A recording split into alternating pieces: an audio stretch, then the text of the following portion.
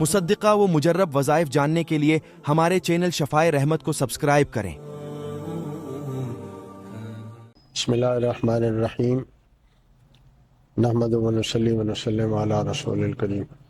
سوال ہے کہ بہت سارے لوگ اپنے بچیوں کے رشتے کے معاملے میں پریشان ہیں۔ اس کے لیے عام طور پہ کوئی بندش کے اثرات ہوتے ہیں جادو کے ذریعے سے، کبھی نظر سے بھی بندش ہو جاتی ہے، کبھی آسیبی اثرات سے بھی بندش ہو جاتی ہے۔ اس کا بہتر طریقہ تو یہ ہوتا ہے کسی عامل سے اس نظر کا یا آسیب کا یا سحر کا علاج کرایا جائے تو انشاءاللہ وہ بندش خود ہی اس کے ساتھ ختم ہو جاتی ہے۔